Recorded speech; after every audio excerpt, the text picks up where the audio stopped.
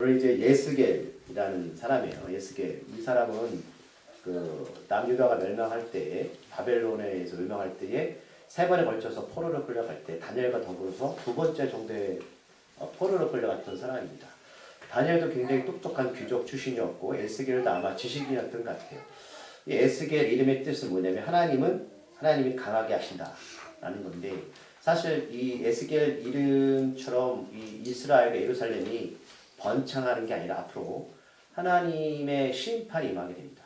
자, 에스겔을 주신 목적은 우리들이 앞으로 예수님 이 땅에 오실 것을 미리 예언하신 명으로 보시면 돼요. 그래서 우리가 요한계시록에 보면 바벨론이라는 단어가 나오면 신천지 잘 사용합니다. 뭐 바벨론의 왕 이렇게. 바벨론은 세상의 타락적인 의미를 뜻하는데 그러나 하나님께서는 에스겔서한테 이스라엘 어떤 멸망만 말씀하시는 게 아니라 나중에 회복과 평화를 말씀하십니다. 예수님이 이 땅에 오실 때 완전한 나라, 하나님의 나라를 에스겔을 통해서 말씀하실 텐데 에스겔은 굉장히 부담을 있을 것 같아요. 수많은 사람 가운데 이 사람을 선택해서 지금 포로 생활하고 있는 하나님의 회복을 말씀하신다. 쉽진 않았겠죠. 더군다나 이 선지자 역할은 여러분 좋은 이야기를 할 수가 없습니다. 죄 때문에 이 이스라엘 멸망하니까 나라가 망한다. 근데 여러분 이스라엘 백성들 소망이 없잖아요. 어렵잖아요. 피폐했잖아요. 그때 선지자의 역할은 너희들 하나님께 돌아와야죠. 하나님 회복시킨다는 그 말씀을 선포되면 굉장히 어렵죠. 그럼 사람들은 평안하다, 만족한다, 살잖아요. 그때 선지자는 지옥, 형벌, 심판, 죄 이런 걸 얘기하면 좋아할 사람 아무도 없어요.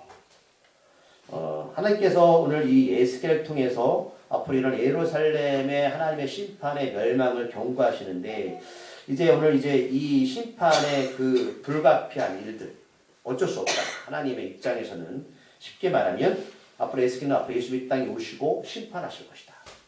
하나님의 심판은 죄 때문에 일어났는데 오늘 그 예언을 동일선상에 두시고 우리들한테 먼저 그 비유의 우리가 잘 아는 포도나무가 나옵니다.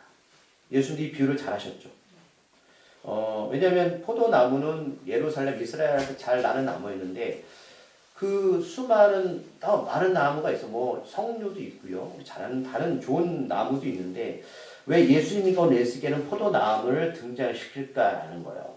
왜냐하면 여러 나무 가운데 가장 쓸데없는 나무가 포도나무입니다.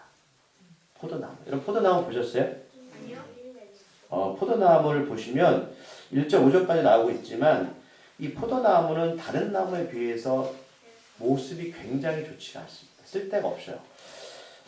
이스라엘 백성들은 늘 그렇게 생각해서 하나님의 백성이고 선택받았던 백성이 우월감이죠. 예수 믿으면서 아마 나름대로 하나님 앞에서 이런 생각을 가질 수도 있어요. 잘못된 건 아니에요. 그러나 하나님 이 포도나무를 선택하신 것은 그 수많은 사람들과 이 나무는 겉보기에는 정말 보잘것없는 나무처럼 우리를 그렇게 선택하셨다는 거예요. 너희들은 그런 생각을 가질지 모르겠지만 너희들은 정말로 이런 포도나무와 같아 라는 비유를 시작하시는 거예요. 전통적으로 여러분 포도나무 그러면 이스라엘 이렇게 같이 보셔도 되는 거예요. 그러면 예를 들면 여러분 이제 우리가 어떤 이 나무의 습성 어떤 것들을 좀 살펴봐야 되잖아요. 특성. 왜 포도나무를 말씀하실까? 포도나무는 여러분 딱 보시면 어떤 목재가 쓸만한 목재죠? 길고 크고 두꺼워야 되잖아요. 근데 이 포도나무는 짧고 굵었습니다. 그래서 나뭇가지는 또 가늘어요. 그래서 이 포도나무를 목재로서 사용하기에는 가치가 없어요. 가구를 만들 수도 없고요. 또 오늘 말씀에 보지만 뭐 못도 만들 수 있는 게 아니에요. 그러니까 나무 자체는 뭐 이때 백항목 뭐 성자수도 백항목이나 상수리나무나 잣나무에 비하면 절대 쓸데없는 나무예요. 그래서 오늘 말씀해 보니까 살림 중 많은 나무 가운데 여러 나무 가운데 있는 그 포도나무 가지가 나온 게 뭐냐라고 말씀하는 거예요. 가지는 다 형편이 없습니다. 가지는 뚝뚝 풀어져요. 이걸 뭘 쓰겠냐는 거죠. 아무것도 제조할 수 없다라고 3절에 말씀하는 거죠. 그러니까 우리는 여러분 하나님이 붙잡지 않으면 쓸데가 없는 존재예요. 이게 은혜거든요. 이게 믿음의 출발점입니다. 그래서 포도나무는 목재로서 가치가 없기 때문에 어떤 것을 어떤 생활용품을 만들 수가 없어요. 비비 꼬이고 울퉁불퉁하고 약한 가지는 못조차도 만들 수 없는 거예요. 우리는 하나님 앞에 여러분 하나님이 우리를 쓰이지 않으면 세상에 이렇게 살아갈 수밖에 없는 존재를 믿는 게 여러분 믿음의 출발점이에요. 그런데 왜 하나님이 포도나무를 왜 이스라엘의 상징으로 삼으셨을까? 나무 자체는 볼품이 없는데 그 사절에 보면 불에 던져 화목이 되는 거예요. 볼품이 없어요. 그러면 나무가 볼품이 없잖아요. 근데 숨은 비밀이 있어요. 이 포도나무는 나무 자체는 가치가 없는데 가치가 딱 한 군데에만 가치가 나옵니다. 뭔지 아세요? 열매입니다. 포도나무 열매예요. 모습으로는 다른 나무와 비교하면 버려져야 할 존재인데 이게 포도나무가 다른 나무에 비해서는 큰 장점이 뭐냐면 열매가 있는 거예요. 열매가.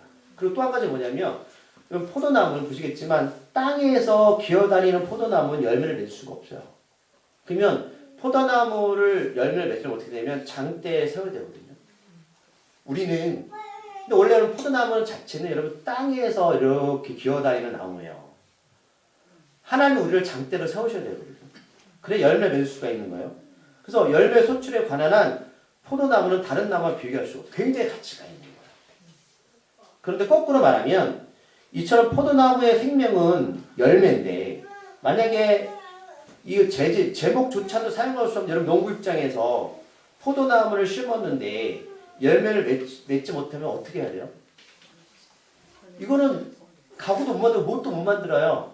그러면 예수님이 비유하셨죠. 뽑아서 태워버리는 거예요. 우리가 보기에는 겉모습은 사람들이 볼 때는 별 볼일 없을 수도 있는데요. 하나님 보실 때는 그 열매를 가치를 보십니다. 더 나가서 4절 5절까지 보면 불에 탄 것은 더 쓸데도 없어요.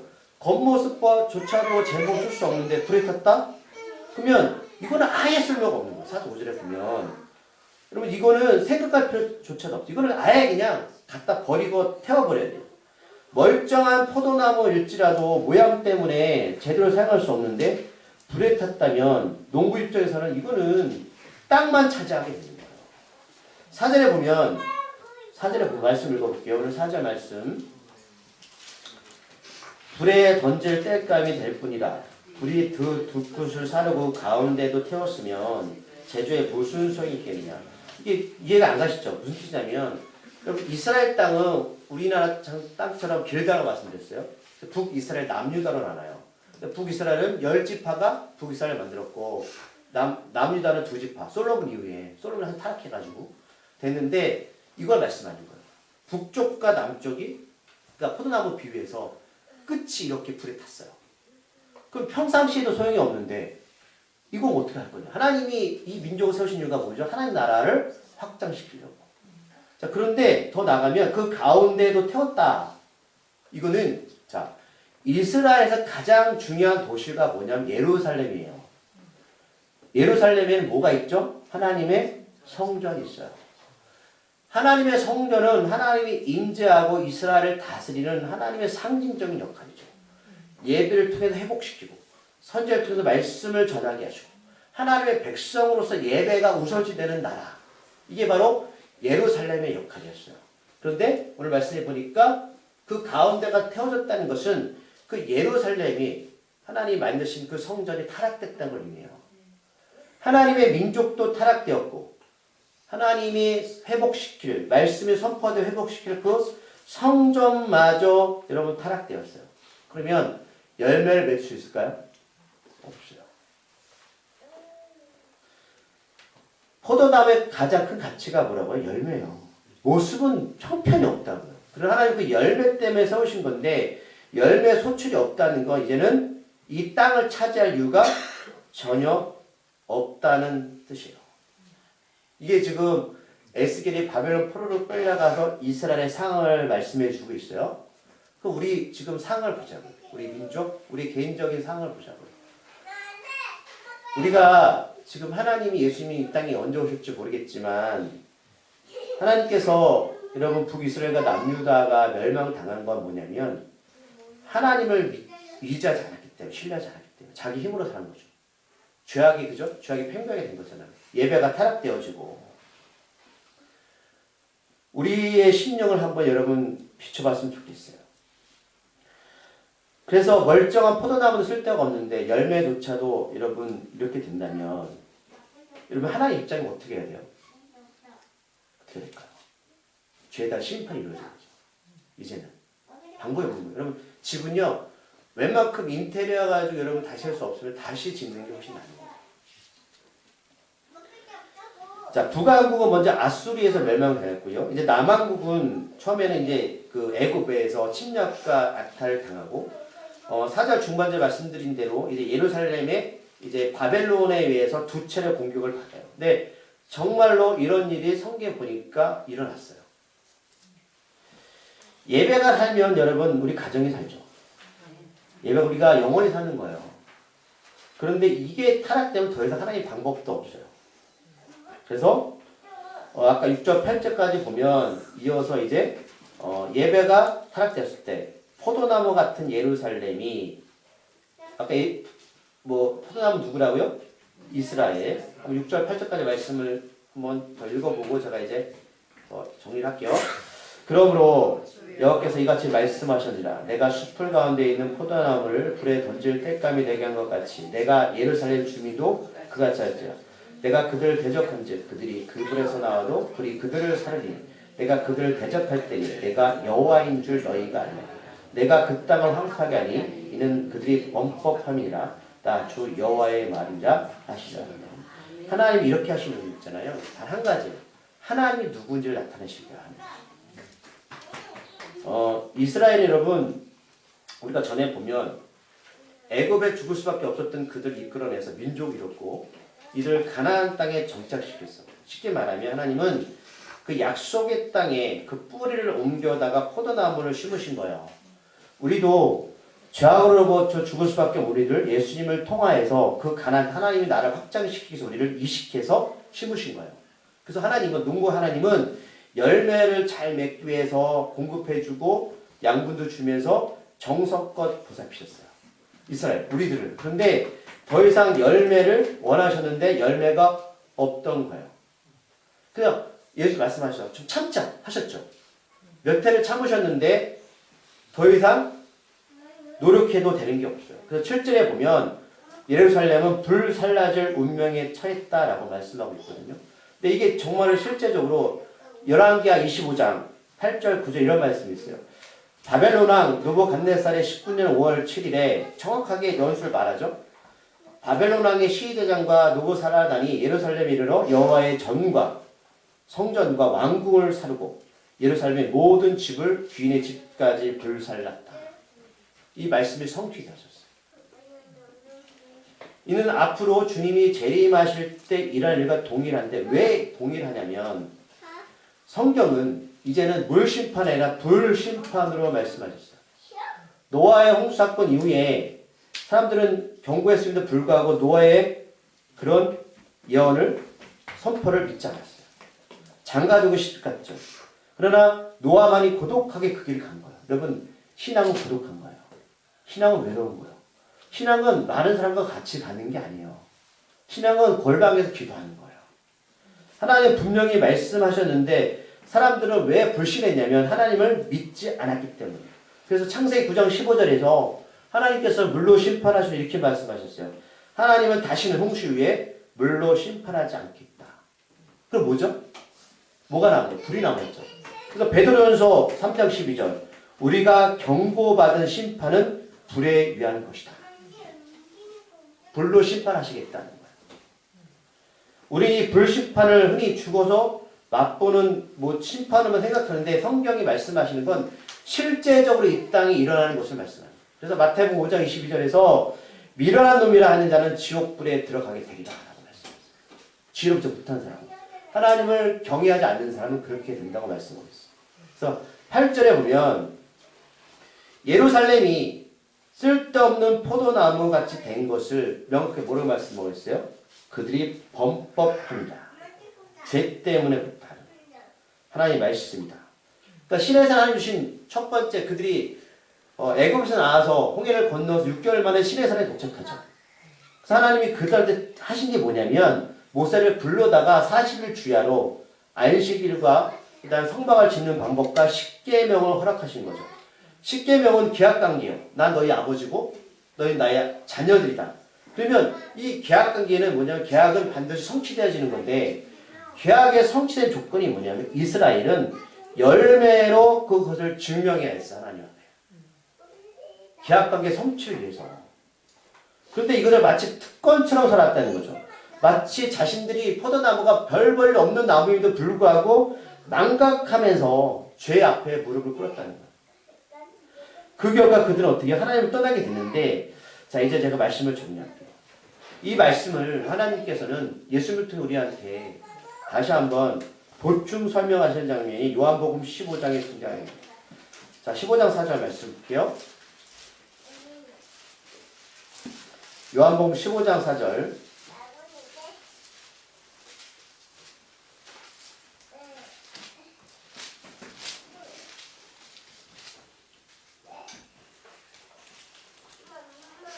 읽어보겠습니다. 시작. 내 안에 거하라. 나도 너희 안에 거하리래. 가지가 포도나무에 붙어있지 아니하면 스스로 열매를 맺을 수 없음 같이 너희도 내 안에 있지 아니하면 그러하리라. 자, 포도나무 비유. 1절에서 나는 참 포도나무며 내 아버지는 농부라. 그러면 나무의 주체는 예수님이시고 아버지 농부를 우리한테 많은 영양분을 공급하셨어요. 자, 열매를 맺으려면 그 예수님 안에 거해야 되는 게 맞죠. 가지는 여러분 나무 가운데 포도나무 가지가 정말 볼품 없는 거예요. 그럼 가지가 포도나무에 붙어서 되는 게 전제 조건이죠. 왜? 우리는 스스로 열매를 맺을 수가 없어요. 유대인들처럼 이스라엘 백성처럼 너희도 내 안에 있지 않으면 그래요. 그러면 목사님은 어떻게 하는 것이 예수님한테 붙어있는 겁니까? 오늘 10절에 정확히 말씀하고 있잖아요. 10절 말씀 볼게요. 내가 아버지의 계명을 지켜 그의 사랑 안에 거하는 것 같이 너희도 내 계명을 지키면 내 사랑 안에 거하리라. 이스라엘과 하나님께서 애굽에서 나올 때 계명 언약을 주셨다고 말씀드렸죠. 자 그러면 내가 아버지의 계명을 지켜 그의 사랑 안에 거하는 것 같이 너희도 내 계명을 지키면 내 사랑 안에 거하리라. 계명의 본질은 뭐예요? 사랑이잖아요. 그 예수님 죽으셨죠. 그 목사님 저는 무슨 말인지 알겠는데 계명을 다 지킬 수 없어. 맞아요. 그래서 어떻게 하는 게 사랑하는 겁니까? 이렇게 질문하셔야죠. 그럼 예수님께서 우리한테 말씀하실 때 지키지 못할 걸 말씀하실까요? 그렇지 않죠. 이 말씀하실 때 분명한 우리한테 답을 주시고 하셔야 되는 거 아니에요. 그럼 어떻게 해야 돼요? 어떻게 하는 게 사랑이냐? 어떻게 하는 게 사랑이고 이 사랑을 어떻게 열매를 맺을 수 있을까라는 부분들을 우리가 고민해야 되잖아요. 그렇죠. 오늘 그래서 오늘 15장 전체 읽으시면 있잖아요. 자, 마지막 정리되는 부분이 뭔지 아세요? 26절, 27절이에요. 읽어볼까요? 내가 아버지께로부터 너희에게 보낼 보혜사, 곧 아버지께로부터 나오시는 진리의 성령이 오실 때에 그가 나를 증언하실 것이요. 너희도 처음부터 나와 함께 있었으므로 증언하리라. 아니, 포도나무 쭉 하다가 위에게 왜 말씀하실까? 결국 성령으로 맺으시는 거예요. 성경은 9가지 열매가 있죠. 사랑, 희락, 화평, 온유, 절제, 자비, 양도, 충성. 이 중에 하나가 사랑이죠. 그렇죠? 근데 분명히 말씀하셨어요. 아까 우리가 보죠. 4절에서 포도나무는 스스로 열매를 가지는 맺을 수가 없다는 거. 하나님 아세요. 너희들 스스로는 아무리 해도 안 돼. 라는 거예요. 그럼 계명을 어떻게 지킬 수 있느냐? 보혜사 뜻이 뭐죠? 위로자, 돕는 자요. 예수님 십자가에 죽고 부활하실 때 성령을 선물로 주셨잖아요. 왜 주셨어요? 우리가 사랑할 수 있고 계명을 잘 지키면 왜 주셨냐고요? 우리가 할 수 없으니 하나님이 선물로 성령을 주셔서 계명을 지킬 수 있도록 하신 거예요. 그러면 답은 딱 나와 있잖아요. 아, 성령 받지 아니하면 계명을 지킬 수 없고 사랑할 수 없고 성령 받지 아니하면 열매 낼 수 없으니 우리는 불에 던져질 존재가 되는구나 라는 거예요. 이스라엘 백성들이 하나님과 동행해야 됐어야 되잖아요. 성령과 함께 했어야 되잖아요. 이게 안 된 거죠. 자, 성령 어떻게 받습니까? 회개하고 죄사함 받으라. 그래야 하면 성령을 선물로 줄게요. 제가 몇 번 말씀드렸어요. 성령 없으면 여러분 우리는 불에 던져질 거예요. 성령 받지 않으면 예수 없으면 여러분 열매 맺을 수 없어요. 우리의 힘으로 하는 게 아니에요. 계명을 지킨다는 것은 우리의 이로움을 나타내는 게 아니에요. 왜 이스라엘 멸망당했다고? 나 이롭다는 거예요. 나는 하나님께 선택받은 백성이었다는 거예요. 나 하나님 보실 때 볼품없는 나무였어요. 열매 없잖아. 하나님의 살아계심을 증거하는 과정. 마지막 그렇게 말씀하잖아요. 진리의 성령이 오실 때 그가 나를 증언하실 것이요. 너희도 처음부터 나와 함께 있었으므로 증언한다. 예수의 증인이 된다는 거죠. 가장 큰 사랑이 뭔지 아세요? 예수를 전하는 거예요. 이게 사랑의 사랑이에요. 떡을 주고 도와주는 건 예수를 증거하기 위한 하나의 과정일 뿐이에요. 예수를 증언하지 않으면 사랑한다고요? 거짓입니다. 그런 일이요. 절에서 더 많이 해요. 나라에서 더 많이 해요. 그래 여러분 제가 이제 마무리하면서 그런 말씀 드리고 싶어요. 굳이 예수를 모르는 사람한테 있잖아요. 막 전하려고 하지 마세요. 뭘 전해야 되냐면 그들과 전할 때 세상 얘기하세요. 오늘 하루 어땠어? 어려운 점 뭐야? 어떤 아픔이 있니? 시간이 지나면 문득 물어볼 거예요. 언니 오빠 교회 다닌다 예수 믿는다며? 왜 나한테 예수 안 전했어? 예수는 귀한 존재야. 네가 준비됐어야지. 그때 전하세요. 예수는 그렇게 값싼 존재가 아닙니다.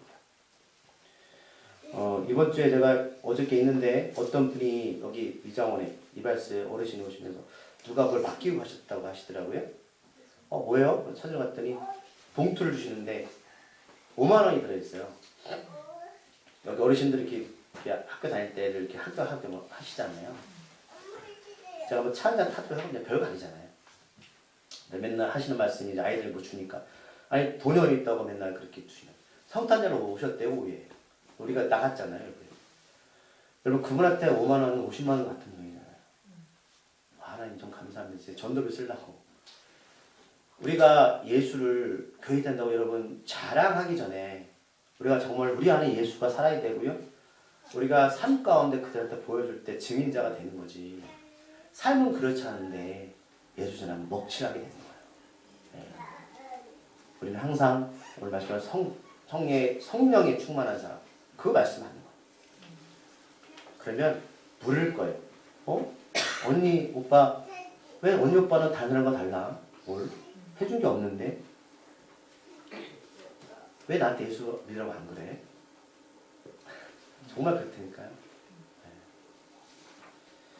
자, 오늘 그 말씀입니다. 우리는 볼품없는 존재였어요. 그러나 하나님께서 우리를 공급하시고 키우십니다. 성령의 사람은 예수의 증인이 되는 겁니다. 네. 우리가 2024년도 그 길을 함께 하기를 소망합니다. 네. 기도하시겠습니다. 주여 오늘 마지막 비유를 마무리하면서 예수님이 다시 이 땅에 오실 것을 에스겔을 통해서 말씀하셨습니다. 얼음이 있지만 회복과 구원을 말씀하셨습니다. 아버지 이 땅에 예수님이 다시 오실 때 우리가 신부로서 예수를 맞이하게 하여 주시옵소서. 우리가 회개하고 제사함 받아 성령 충만한 사람 되게 하여 주시옵소서. 그리고 성령의 인감에 따라 예수의 복음을 전하는 자 되게 하여 주시옵소서. 예수님의 이름으로 기도드립니다.